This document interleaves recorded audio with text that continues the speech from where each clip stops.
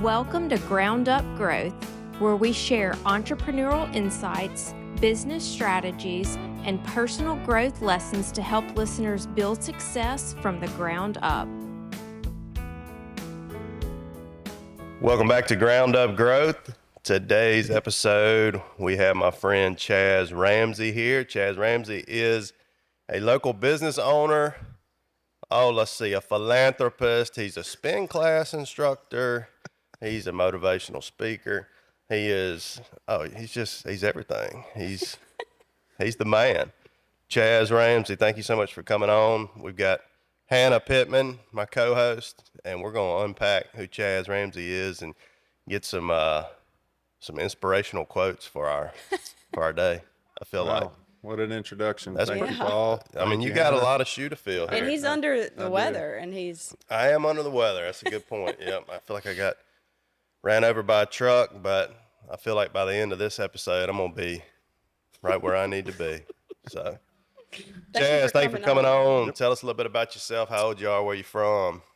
37, Madison, Mississippi, born and raised here. Been here my whole life. And went off to college in Alabama. Hang on, wait a minute. Whoa. Yep. Did you have a job growing up? I did. I know Key Ramsey had you welded to something. I did. So it was actually funny. So chasing my, athletic career or whatever, it was kind of humbling. One of the big moments when it came to a job, a guy named Paul Lacoste used to train athletes around here. And I had been training with Paul. I got $500 from Dad. He gave me 10 sessions. Went back home and I was like, "Hey, Dad, I need $500 more." And he was like, "Sounds like you got a problem." So that's what got me into the training aspect. How old were you So that would have been 9th grade probably. So, all right. So you went, did you go to MRA or where'd you go? I went all over. Started at Madison Avenue. And then we ended up going to MRA for a few years, JA for a few years, and I graduated from Madison Central. Wow. My goodness. Yep. You're just trying them all. All of them. All of them. So you graduated from Madison Central.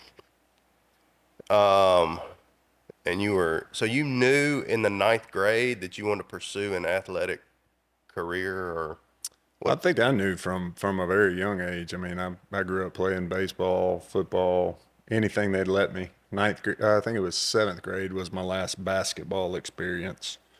And then gave up baseball in the 10th grade. So went all in on football. All in on football. Yeah. Did y'all win a state championship or something? We did. Well, at JA, we won 2 in a row. And then at Madison Central, we didn't. We made it to the North Finals, but got beat out there. All right, so you graduate high school. And what'd you do in high school? You needed $500 more for training. Yeah, so on the training deal, I asked Dad, I was like, "Hey, Paul needs $500 more. I need to buy some more training sessions." And he was like, "Sounds like you got a problem. You need to go talk to Paul and figure it out." So I went back to Paul. I was like, "Hey, man, I want you to keep training me, but I don't have any money." And he's like, "Well, I'll train you in the mornings at 4 a.m. before you go to school to work out. And you come back in the afternoons and you can help me train the little kids. I won't charge you, nor will I pay you. You can just work off your trade-off. Your trade-off." Is that when your early morning routine started? Well, this guy texts me at 3:30 every day with a rooster gif, a rooster crowing.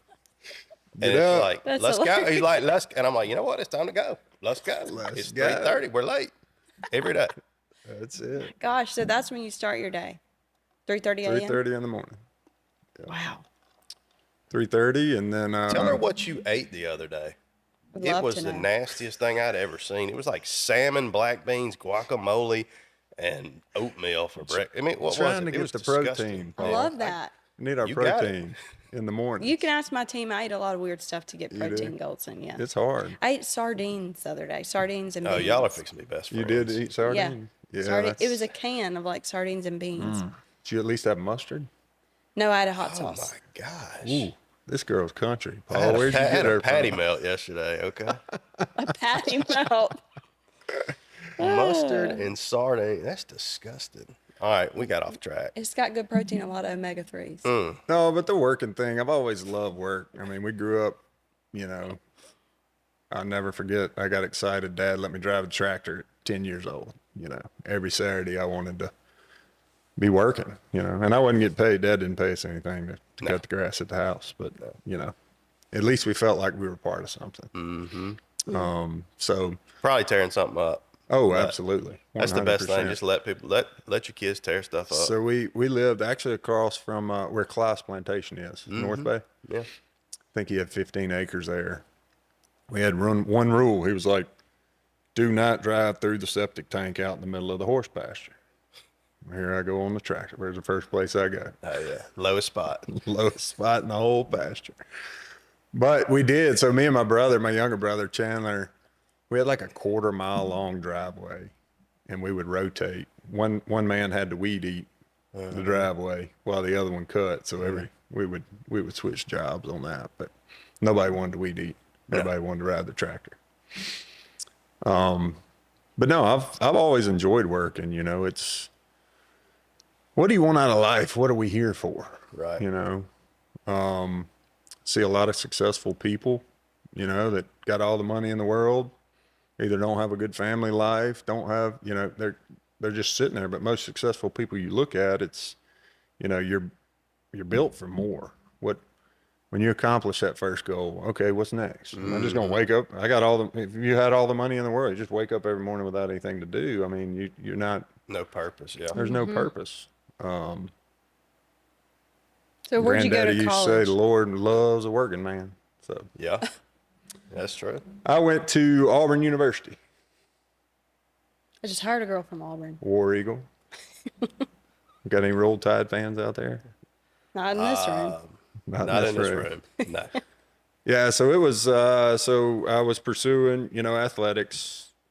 Really got heartbroken. 9th grade, I think, is baseball. So I played offensive line, which those are the big guys on the field, and I played catcher and pitcher in baseball. Well, the problem was they wanted me weighing 300 pounds during football season and wanted me weighing 225 pounds during baseball season. Jeez. So it was just too big of a swing to go from, football ends, end of December, 1st of January, right into baseball in February. Yeah. I just couldn't do it. So, I've always said I would have played both all the way through if I would have been a tight end or a quarterback or something like that, where it wasn't such a big swing. But was your passion to be on the O-line? So I actually played more so your size. Defensive line. Had a bunch of schools recruiting me as a defensive lineman. And then, I played offensive line as well. Wasn't quite athletic enough. The defensive side of the balls, anybody that watches sports, there's a bunch of freaks on the defensive line. So 6'5", 300 pounds running a 4.5 40. It's But no, I fit in good on the offensive line, and went over to visited a bunch of schools and fell in love with Auburn.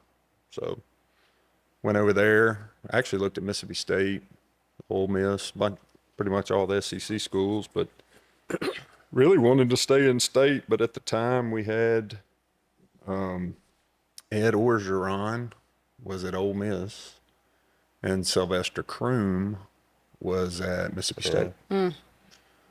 So I asked them, like I asked any other coaches that I went and visited, not asking for any favors, but if I'm one of your best 5, can I start as a true freshman? And both of them said, absolutely not. We redshirt all our linemen.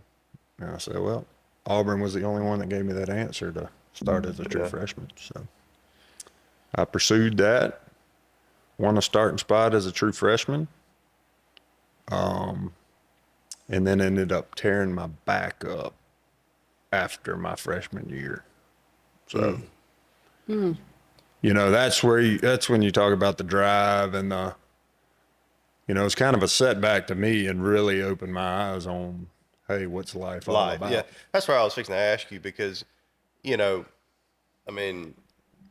from talking to people that are in sports and like all in on sports, seems like, especially at that young age, because you're still developing so much, seems like it'd be so easy to just have tunnel vision and be like, I'm going to be an NFL offensive lineman.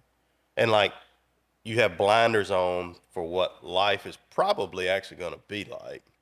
100%. And so if you're all in tunnel vision on that, and then you get just a major curveball like a back injury, I could totally see how that would be like, at the time, detrimental, like mentally, obviously physically, but just that had to be like a major just roadblock and like confusion point. And did you lean on people during that time to like kind of recalibrate and what is like how did you navigate from there? So I got a bunch of guys that play in the league as well, many years in the league. You know, not just an injury in my case, but you know, these guys that played sports from, I don't know, 10 years old till they're 32, and then they wake up one day and they retire, they literally, you know, do not know what to do with themselves. Because like you said, they got those blinders on. You know, you don't know what's going on around you, and it requires so much work, you know. Yeah. You literally, you have to be locked in all the time. Yeah. And then the pressure that comes with it. I mean, people don't realize, you see these kids, you know, they're getting paid now, obviously, but, you know, the pressure on a 18, 19-year-old man or young kid, you know, first of all, doesn't know what life's about. Second of all, is that, I mean, that's all they're locked in on. So it definitely, and you're doing it 60, 80, 90 hours a week. Right. I mean, I didn't ever really think about that, but to your point, you don't even have time to dabble into other things of life. No, absolutely not. And back to her early morning deal. So Tommy Tuberville, when I was at Auburn, I think one of the things that stuck. So we had mandatory breakfast 4 a.m. 7 days a week. And now looking back, you know, he didn't want us in the bars at night or doing what we Right. Yeah. So we would mandatory breakfast at 4 a.m. and then we would go to tape and film. We'd go on the practice field at 8 in the morning, get off the practice field about 10:30, go shower, go eat lunch, go to class all afternoon, report to study hall at 6 p.m. after dinner, and leave study hall at 10 that night. Ooh. Oof. Yeah, there ain't no time, but yeah. That's So what it's literally like a blur. I mean, that's what Tyler Moore always says. They used to always tell him, you can't, what did he say? You can't hoot with the Owls if you're gonna soar with the Eagles. that's it. That is it.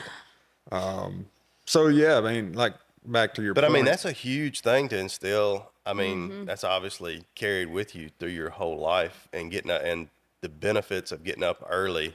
I mean, anybody that's into their career understands the benefits of getting up early and knocking stuff out. But that's been, I mean, talk about discipline. I mean, it's carried with you through your whole life. And I imagine as a program, they weed out a lot of, I would think. Oh, I mean, absolutely. People, you put a schedule like that, and gonna it's going to fold. be clear who's dedicated and who's not. That's it. You know, I get a laugh at all these 5 stars and, you know, all this stuff, all these rankings they come up with now for these kids. And it's just like you said, they're going to find out the first 2 months, you know, what your stars really are. Mm-hmm. You may be a 5-star, but if you're not a team player showing up on time, doing what you're supposed to do, you know, there's the door. Yeah. But yeah, it's, you know, when that happened, it was, you know, just step back. It's like, man, what is life about? Because I've been caught up in this, Yes. you know, for so many years. There's more to life, you know, and I even find myself in the working world. I mean, you're an entrepreneur, you got all kind of stuff going on that you can get so bogged down, and we've got such a strong work ethic right. that you forget about your surroundings, you know? And so I listened to a podcast way back when, I can't even remember who it was, but there's a gentleman said there's 5 different types of health in life. You've got spiritual health, relational health, mental health, physical health, and financial health. And he said every morning you wake up and throw those balls in the air and you juggle them not to let one hit the ground. And when you really think about that, there's only so many hours in the day. People are like, man, why you get up? Well, early in the mornings before the phone starts ringing, before the kids wake up, I I can I can work spiritually. I can read my devotion. I can, you know, gather my thoughts before Uninterrupted. the day starts. Because it is swimming upstream. Once that phone starts ringing, I mean, at least in our lines of business, it's like, I mean, you're swimming upstream after. Trying to fix problems all day. Oh, it's yes, Yeah. exactly.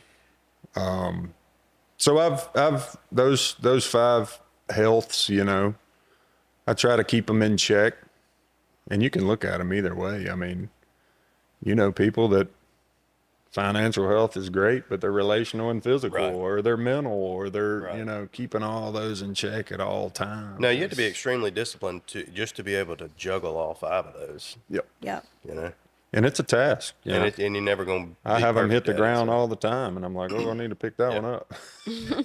And another thing, I mean, is surrounding yourself with people that will call you out when the ball's on the ground, and not 100%. being offended when they do, like accepting criticism, constructive criticism of like, hey man, like I ain't seen you at church in 2 months, like what's not like. Yep. I mean, just be like, hey, how can I help you? agree. Like, Are you is good? there anything going on? You Like, need me. yeah, Yeah, because you're only as strong as your team. 5 = 1 used to be our saying on the offensive line, and I encourage everybody, females and males. Going through life is not easy.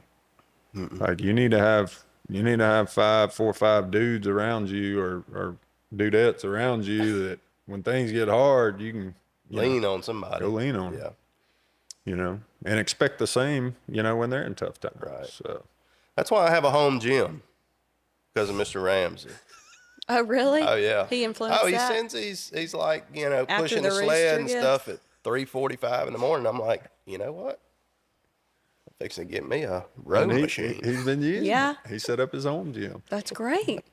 I just this weekend got stuff for a home gym There in you go. my little garage, and it's pretty bare right now. But I'll get there. But I just started, like the mental aspect of it, and getting up earlier and having that. I call it white space of just like nothing's happening. Yep. No one needs you for anything. Your phone's not blowing up, and you get the most mental clarity in like the few hours before the day starts. Where your and so brain's someone fresh. called me the other day and was like struggling with a business decision, and they're like, "What do I do?" And I was like, "Obviously, pray about it. But if you could just get up a little early, like you have to have white space to think about this stuff." That's it. Because then your day starts, and you can't really think about anything other than what you're trying to deal with at that moment. But these are big decisions you have to set aside time for. And there's a little bit of selfishness in it. I mean, I tell my wife sometimes, she's the most selfless person in the world. I'm like, babe, be selfish. Be selfish. It's okay. Yeah. For you, because she's a people pleaser, trying to help everybody and all that. And I'm like, just go be selfish for a minute. You got to do that from time to time. I'll goof around with the best of them during the day, group messages, all that kind of stuff. But you can ask him 8 o'clock at night. That's it. Now I'll rejoin them at 3:30 when I get up in the morning. But it's setting boundaries for yourself and what works for you. Everybody's different. Yeah, everybody. Yeah. No, you're Everybody's exactly different. right. All right, so how did you rebound out of the Auburn back injury? Where'd you go? How'd you pivot from there? Did you lean? What'd you do? So I went straight to work. What did that look like? So I actually was over in Auburn. I knew a guy, pretty big in the community over there, and he owned a restaurant/bar. It's called the Oyster House. So when I walked into that doctor, and he said, "Man, unless you want to risk being in a wheelchair the rest of your life, your football career is over." And this was just coming off of I had won SEC freshman team, and I go from cloud 9 to boom, here I am. I'm a college student. So he was generous enough. I say generous enough to give me a job in the kitchen shucking oysters. And so I loaded up on schoolwork because I had a bunch of idle time. I was used to the grind. Now it's just I'm in 12 hours of school, and what do I do with the rest of my day? So I started shucking oysters and gradually moved myself up to the front tending bar. And so I was a bartender last 2 years of college. Was it like the Oyster House, like the chain Oyster House? No, it was just It's a like at the little beach? independent, Okay. small one. Yep. All right, then what'd you do? Because you don't shuck oysters right now. No. I Also, don't shuck what was your oysters. major? Like, did you know? So that's a really cool story. So there was actually my professor. I went into engineering, and when I got there, they were like, "Hey, man, football and engineering don't mix. There's not enough hours in the day. You can't do This is that weed out process you were talking about. Yeah. Except they weeded me like, out of the school side. Let's see what his stars Yeah, we look don't have like. time for engineering. You'll be Yeah. missing practice. So I went into general business, got hurt, and then they had a degree came out. I think it was 2008, entrepreneurship and family business. And so I signed up for it. It's a 2-year deal. And our professor's name was Jim Corman. He started Telecom USA. And it was the coolest 2 years. We did not have a book. We met at his house and we spent 2 years. Basically, he would fly in, PE firms, Wow. bankers, hedge funds, hiring and firing employees, bunch of different franchise models. And we did that for 2 years. And that How was the cool. coolest thing, the coolest experience, just learning, Yeah. And I know there's entrepreneur deals out there now, but back then it was like, okay, That ain't go hand in hand with school. how do you start a business? Well, you got to know the accounting side of it. You got to know the inventory side of it. You got to know the payroll side of it. And so we just spent 2 years going over that. And I got a minor in accounting. So that's kind of how I ended up. My dad was always an entrepreneur. I've watched him my whole life. He's been in everything from restaurant business to magazine publishing to information database companies on Wall Street. So just watching him. And I think I got a lot of my drive, from him. Yeah. Seeing him fail, seeing him succeed, seeing him get back up when he got punched in the mouth, just being around that there's no such thing as quit. So Yeah, that's a really good thing to be able to experience. Most people don't get to see that from the perspective you got to. I don't know your dad's story, but I mean, you mentioned failure, which is synonymous with anybody that's an entrepreneur at some point.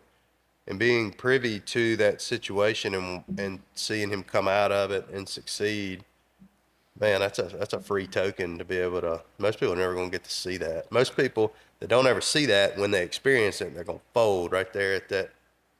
Oh, absolutely. At that failure. Absolutely. And I've heard people on your podcast, there's still people that think I teach spin class in the morning for a living. People are, what do you do? You coach boot camp? Yeah, I coach boot camp. I'm a stay-at-home dad and I coach boot camp. Take care of the house.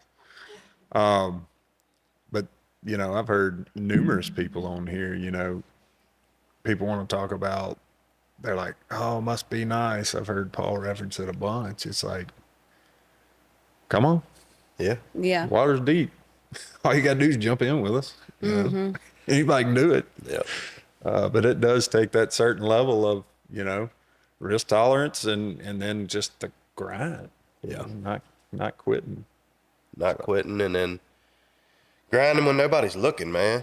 That's it. And you're not getting noticed, and it's not, you're not getting attaboys and or attagirls. You're not getting that stuff, and that's whenever, man, that's the best. To me, that's the best part. Is like grinding in the dark, and then then you kind of, come up with whatever you're doing, and then it's just automatically must be nice. I'm like, I mean, Where Just were you? woke up. first off, it is, and second off, I didn't see you the last 10 I years. said, where'd you come from? Right, exactly. That's it. That is it. All right, so because we got just a few more minutes on this first episode, I already know what we're going to talk about in the second episode, and that is we're going to get Coach Ramsey to discipline us, put us on There we go. edamame, and an alarm clock. Give us a written plan before we leave here. Salmon for breakfast. Whew, and mustard. Salmon. It's funny though. I mean, I went and researched one time. You're like, I would never do this, but there are things out there called a life coach. Yeah, I've heard about that. There are people that make a lot of money doing that. A lot of money. And all it is somebody standing over you with their finger saying, do this, Yeah. do this, do this, do this. Yeah. But some people have to have that, yeah. that accountability. Yeah. And that's fine too. I mean, if they need that, I mean, Yeah. I mean, no it's different than a gym coach. I mean, like a lot of people wouldn't show up and lift a weight, but if somebody is staring them in the eyes and saying, lift a weight, they'll lift a weight. And accountability's a huge thing. I think that's the main part of it. Yeah. Whether it's between a friend, whether it's between your spouse, your family, whatever, somebody has got to be holding you accountable every day on what you do, or you're just walking around lost. Right. No, I think you're 100% right. I mean, my wife goes to Burn Boot Camp, and I mean, she'll tell you, like, if Burn Boot Camp was in that third bay garage here at the house, She wouldn't do it. Yeah. But it's the accountability, and just the synergy. I'm sure there's a lot of variables there that, I get help. to laugh, and my boot campers, I do the 5 a.m. boot camp at the Madison Healthplex because we had our second child, and I told my wife, I was like, hey, babe, I'm going to stay home. I'm going to help you in the morning with 2 children. And that lasted about a week. She's like, get out of my house. You're disrupting our, our Messing with our schedule. routine. So I go up there, I coach that. I get there at 4:15. Oh, you coach that boot camp? Yeah. I told you, he's a I've spin done that a coach. few times. That is intense. I have my quiet time from like 4:15 to 5 when it kicks off, and then I'm back at the house at 6:15 to pick up one of them to take them to school. So but I asked some of these people, they've been doing boot camp for 15 years. I'm like, let me get this straight. You get out of your bed, you're paying this building for me to yell at you before the sun comes up in the morning.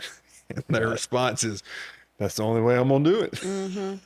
So all they're looking for is accountability. Yeah. Yeah. And a lot of people, man, you push them past their, Comfort. their mind or society or something tells them, well, you can't do that. I want to talk about that. I got a 70-year-old. He's actually 72 now. He's been doing my boot camp for 14 years. Well, he came in, he could not step on a 12-inch box. Now he works out every morning. He could not swim. He taught himself how to swim at 72 Oh years my old. goodness. Just, you talking about a driven guy that just, So don't let anybody tell you can't do anything. Yeah. Yeah. Put your mind to it, you can do it. Man, that's good stuff there. So we'll wrap up right here.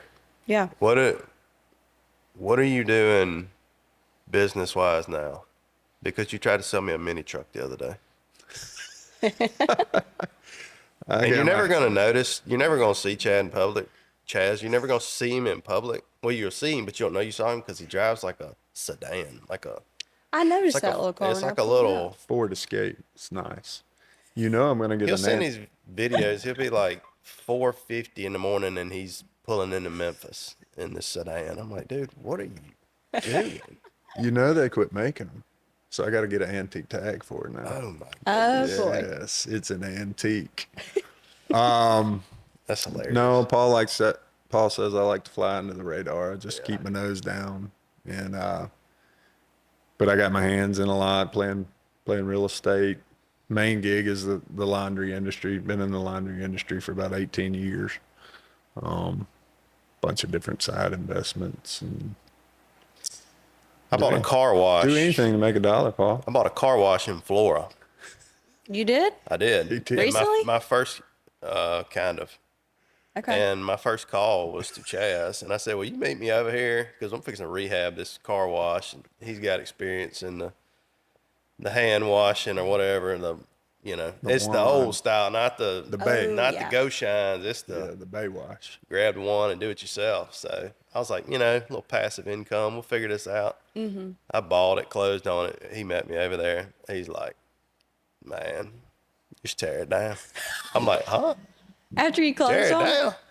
No, I gave you two options. You told me spend more than I paid for it to rehab it. I said you can write a check to rehab it, or you just bulldoze it down.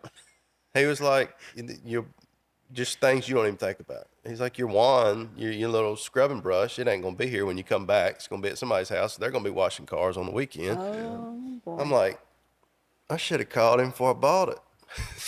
Yep. And then it wasn't about a week later, there's a 315 Traco sitting out there tearing it down. Hey, that's one thing I don't do. I ain't going to wait. I'm not going to sit around. I can tell you that. We're going to figure something out. May not be the right thing, but we're going to. That's it. So if you ever run across a car wash and you need some advice, Paul now you will buy call it. me. Paul will buy it. Yeah.